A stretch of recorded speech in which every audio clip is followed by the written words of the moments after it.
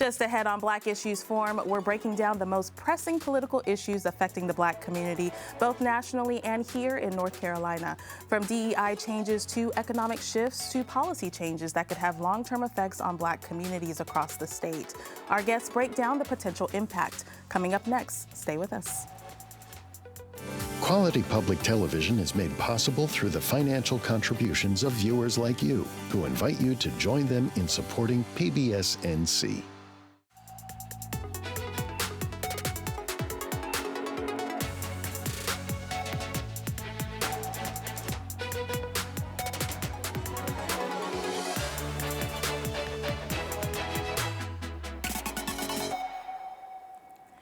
Welcome to Black Issues Forum. I'm Kenia Thompson.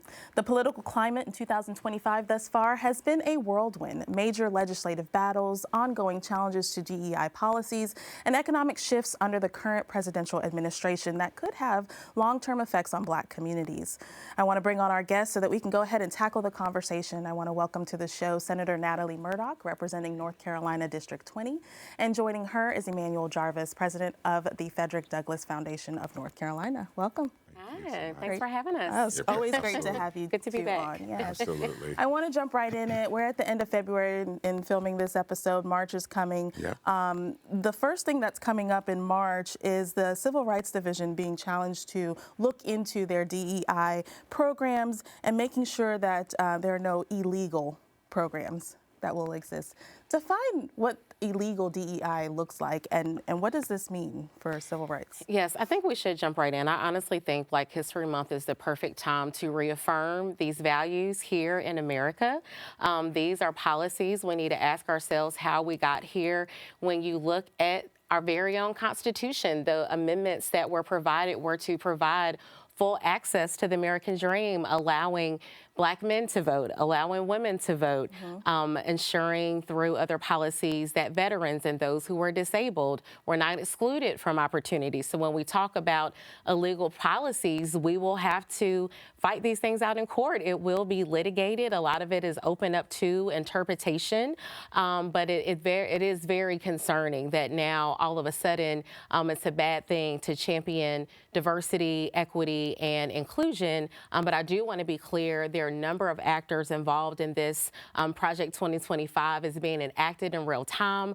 So from private entities, think tanks, attorneys, a number of folks are working to dismantle these policies. And my question for them is it the diversity, the equity, or the inclusion that they are against? And I'm still waiting to find that out. Right. Immanuel, how does this impact the work that these groups are doing?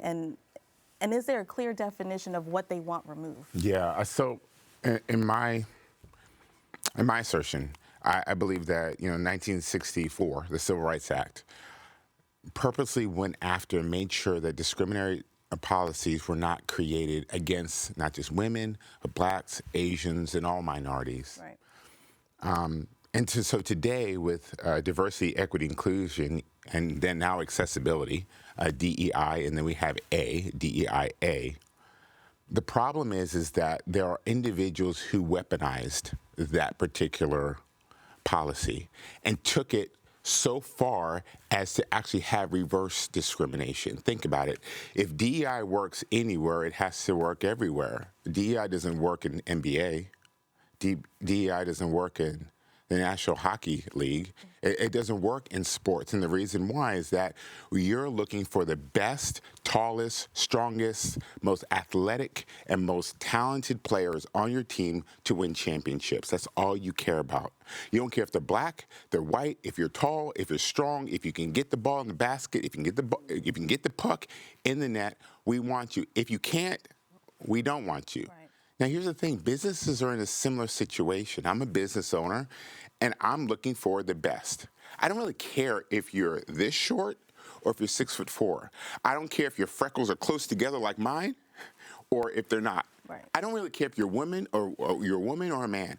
I just want, and CEOs just want the best employee to propel their business forward. And sadly, I think the inception of DEI was great. But there are influences that have turned DEI into what we fought for before 1964 in terms of the Civil Rights Act. And so Well, and a lot of people think that the assumption is that it's not merit-based as well, right? That people aren't actually working for the jobs that they have or the opportunities that they have. Well, when you have quotas, it's hard to be able to do that. So, for instance, let's put it like this. If you're an NBA owner and you had a quota that you need to have at least 40% of your basketball, your starting five, needs to be white or needs to be Asian, would that affect your ability to be able to get the best players on your team to win championships? Right. And if we're being intellectually honest, we're saying yes. And so as a business owner and even in government, I believe that the Civil Rights Act was incredibly important because blacks, because Asians, because Hispanics were being discriminated upon in terms of promotions, in terms of how they're being evaluated, and even getting jobs. Yeah. Today, what we have in terms of DEI is now we have something that's gone beyond that, and we start getting into quotas. And it didn't start with quotas, by the way. DEI did not start with quotas, but this is where we are. Yeah.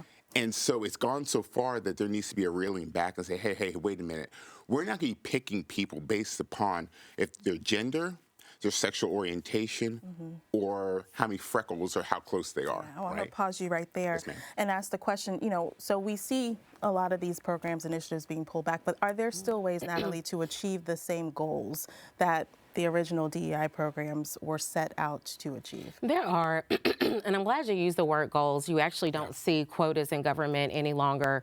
You see a lot of goals, and the goals are because diversity is what makes America great. It's good to have different perspectives, different viewpoints, and even diversity when it comes to socioeconomic status. We are seeing a lot of programs that they're saying are DEI were programs that actually were helpful to even rural communities. And so there is this assertion, a false assertion, that DEI policies, diversity, equity, inclusion, allow people who don't have merit, that aren't qualified, are jumping ahead in line of folks that are qualified, and that's not at all what these policies are doing. Yeah. And so that's why we need to be clear in what these programs seek to do, and let's stick to the merit. It can have the opposite effect, where folks feel emboldened to say they can discriminate against someone and choose not to hire them because of their race, because of their class, because they're disabled, because they're a veteran, because they may be LGBTQ+. So I think now we're in a space where that is what we're going to see play out in courts and in workplaces across the nation. Are we going to see more court action situations where, because someone can make that decision, right, how do we intentionally fulfill the goals of DEI or just creating opportunity and equality without those guidelines that are like, what do I have to go back to if I don't have a mandate in place that says that I can fight this, right? Right. Let's put it like this.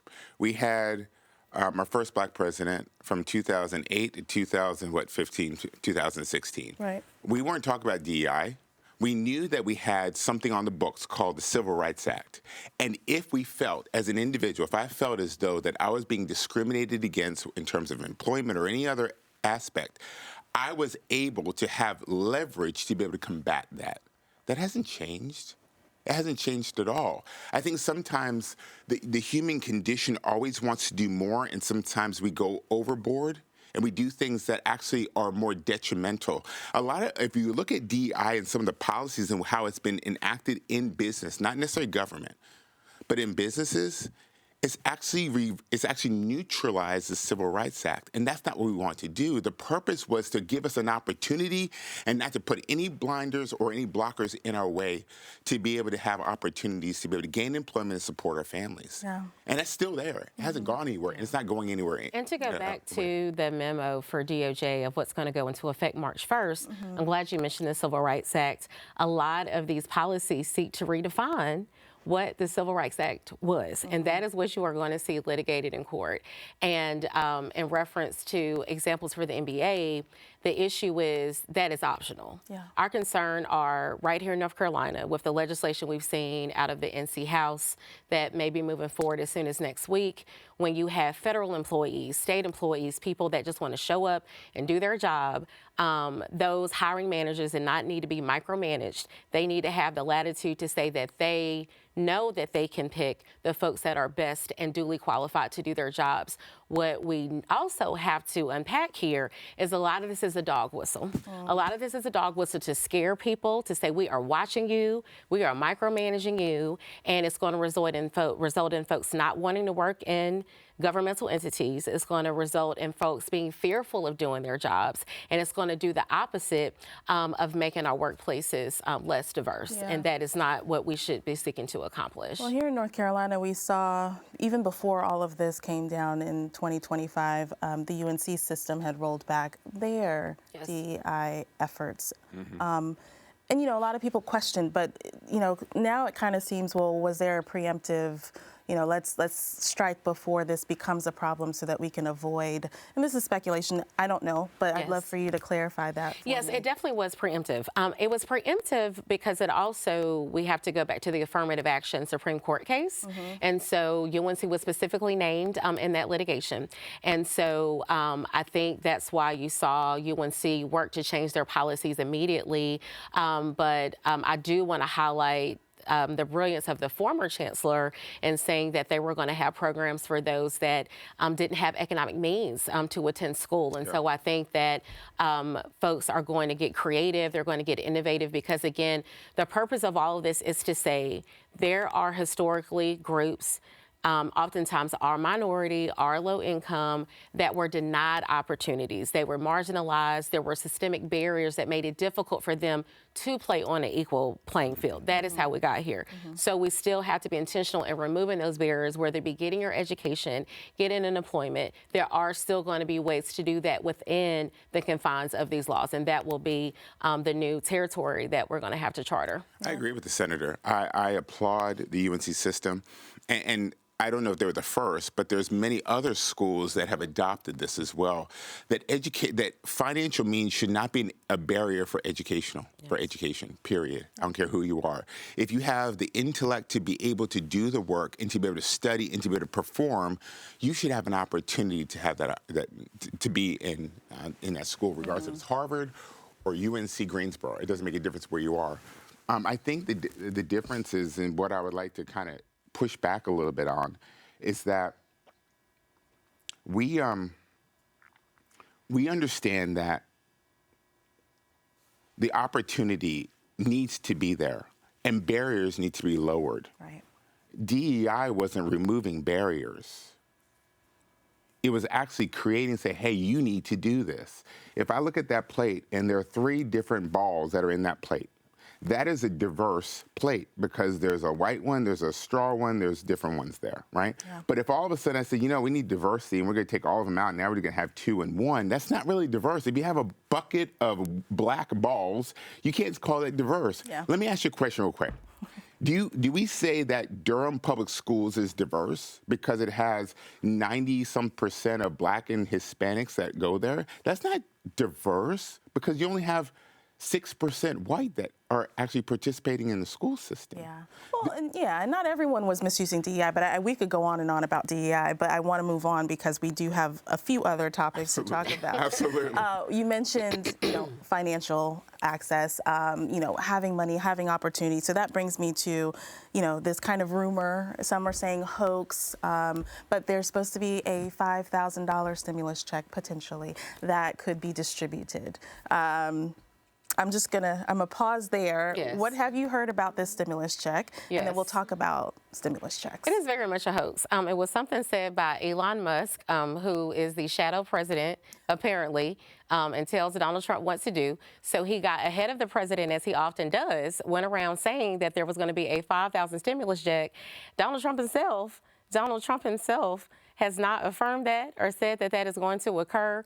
They are trying to create smoke and mirrors to distract people from the fact that an unelected billionaire, Elon Musk, is running this country with Doge, and they're claiming they're going to make government more efficient. Now we're seeing it in states across the U.S., and it's horrifying. In South Carolina, through joint resolution, they're moving forward with a state version of DOGE. Here in North Carolina, there's a committee in the House. That don't know what DOGE is. So DOGE is a project headed up by Elon Musk through support of Donald Trump and some other members of the cabinet to go through and look at waste and fraud and how we can make government more efficient.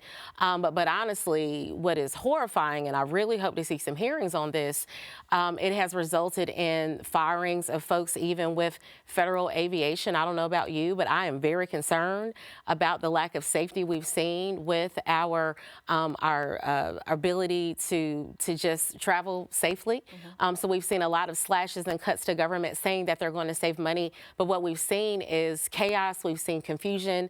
That's where these freezes have come from and these pauses, the inability to open up Medicaid dashboards and provide services to people to claim that you are going to save money. So its connection to this hoax of a $5,000 stimulus check, they're saying, oh, we're going to have all these savings. We're going to give this money back to the American people. That is not what is happening. It's a distraction because this unelected individual has been allowed to bulldoze federal governmental agencies when it is Congress that has the power of the purse. These are funds that have been appropriated by Republicans and Democrats, a former budget. Now you're having the executive branch to come in and deny the ability for those funds to go forward and make it to the people, including Medicaid and things of that nature. So it is a distraction. The stimulus checks during COVID were needed. People were unemployed for the first time. I was a new senator. I saw it right here in North Carolina. Folks who had never been unemployed before were seeking unemployment assistance. The stimulus checks were provided to stimulate the economy because it really had a cooling effect on the economy as a result of COVID. Did it really stimulate the economy, or were those funds that we ended up paying back? Because there was a lot of discussion around that. Jarvis, your thoughts on stimulus checks? Well, let's go back, first of all. I can't just walk away from this whole DOGE thing. DOGE is not new. By the way, it has a new name, but it's not new. It was Bill Clinton and Al Gore who talked about having their own department. The reason why that Donald Trump is able to do what he's able to do is because it's not new. This is something that's been going on for a while. There's been departments that say, hey, we're going to focus on inefficiencies. The difference is first of all, it's Republican. I'm talking about this, number one. Number two, they're actually doing it. They're not just talking about it. I remember watching just recently an old article, and Al Gore and Bill Clinton are standing right there. He's talking about using literally the same words that Donald Trump is using today. But the concept has always been around. It's just that now the formulation of it is... No, they're actually doing it. The difference is that we don't have a politician in the White House. We actually have a businessman that says, hey, look, I'm getting stuff done. If I told you I'm going to do something, I'm actually going to do it. Yeah. Now, when we look at in terms of, I don't think that any American can look at our government and says, oh, our government is running very efficiently and there's not a lot of waste. You're starting to see the reports that are coming out on the things. Now, there's some things that are nefarious. There's some things that are not right. There's some things that are even fake, for that matter. Yeah. But there's still a lot of waste that we have. In terms of the $5,000 stimulus check, I do not know if that will actually materialize. The thought is that out of the savings, that 20% would go back to the American people, and the other another 20% would actually go to pay down our deficit that we have. But to Natalie's point, if this is just kind of a smokescreen and there really is no savings, but we don't know. I mean, we don't know. Again, we don't know. I don't even know why we're talking about this morning. Because Elon Musk, the shadow president, has gone to the public and said that they're going to get $5,000. And but let's be clear with this stimulus check. There were a number of African Americans who did say that that's why they voted for Donald Trump, because of the stimulus check. And he put his name prior to so November. That's why they're bringing it up again. It was never talked about. It was never talked about. That idea came up within the last 30 days. It was never talked about. The platform is to provide clarification for viewers. Yes. So despite what you two know, nobody else knows that, right? So we're here to provide clarification. And we so read what it I in want the to say is that there is they've mentioned and talked about that this is what they would like to be able to do. Right. I appreciate you bringing this up, Kenia, did on the Black Issues Forum. But again, it is so new There's so many things that need to be done. We don't know if this is actually going to materialize. But if no one gets a stimulus check, but our debt is actually starting to get chipped away at little by little, the $36 trillion that we have in debt, that would actually be good, even if we never received a dime. But we do have to highlight, under the Clinton presidency, when they did balance the budget, yes, they did say we can use some tools from private industry to streamline government, and they did that. They did it legally.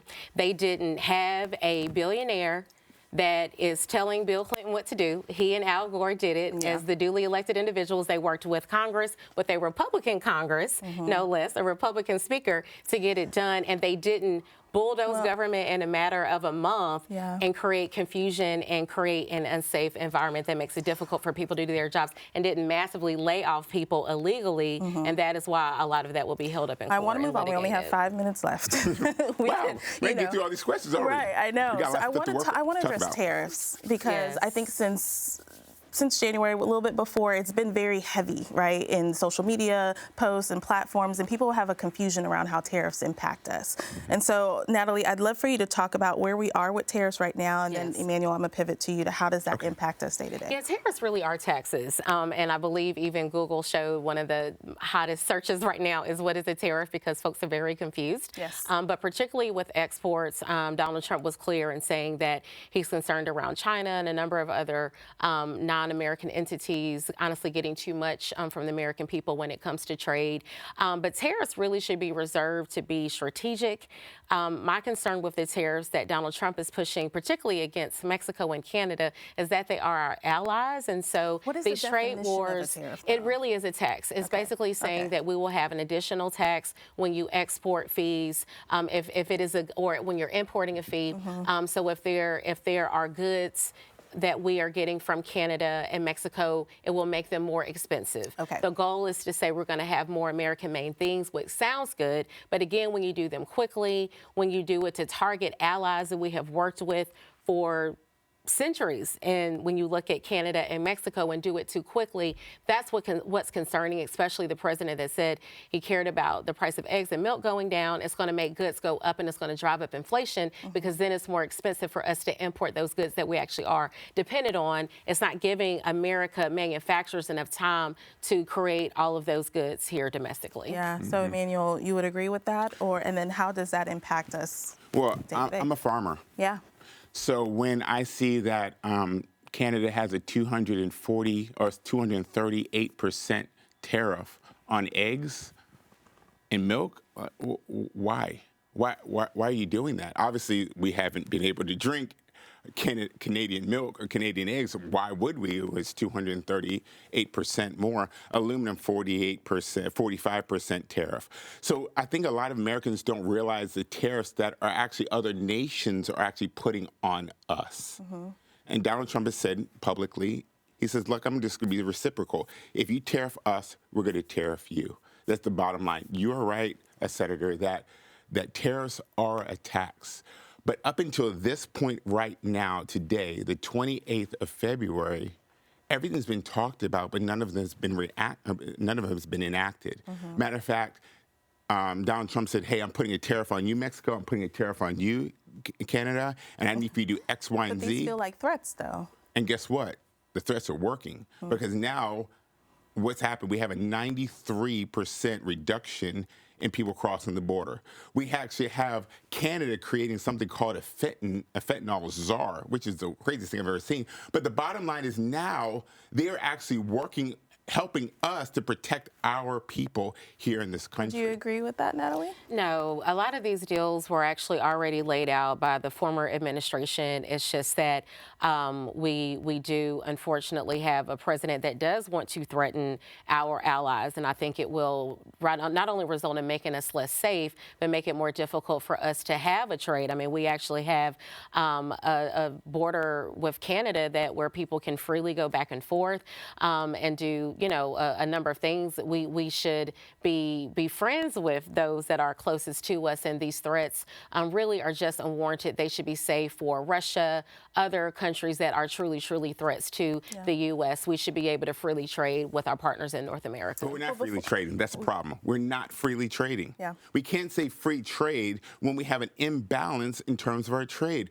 Right now with Canada, we have a $5 billion a year deficit in terms of our trade deficit. I want to pause you there because I just have a little under 2 minutes. I want to bring it local, and I just want to ask Natalie. Yes. Is there anything on the horizon that the state's working on to help combat some of these things? And then how do we see this impacting North Carolina? Yes. So proud of my colleagues with the North Carolina Legislative Black Caucus. They had a press conference this week to react and respond to the filing of the anti-diversity, equity, and inclusion legislation that could be moving forward right here in North Carolina.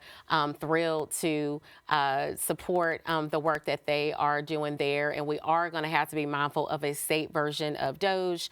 Again, this is a national trend of again, it's nothing wrong with efficiency. We can always do a better job, but it shouldn't be a way to cut government services that people need and depend on to live every day. Immanuel, last 30 seconds, thoughts about North Carolina? Yeah, I think that we have vulnerable people in our state, and everything we need to do, we need to make sure that we're protecting them. But everything above them, the individuals, the programs, and we need to be looking really carefully at every program. Is it being effective? Is it actually meeting the needs of individuals? And if it's not, then we need to seriously evaluate that. Maybe we need to get rid of that. Okay. The bottom line is taxpayers' money, and taxpayers work very, very hard. People are working right now very, very hard to be able to do that. Immanuel Jarvis, thank you so much. Senator Murdock, thank you. Thank you. And I thank you for watching. If you want more content like this, we invite you to engage with us on Instagram using the hashtag Black Issues Forum. You can also find our full episodes on pbsnc.org/Black Issues Forum and on the PBS video app. I'm Kenia Thompson. I'll see you next time.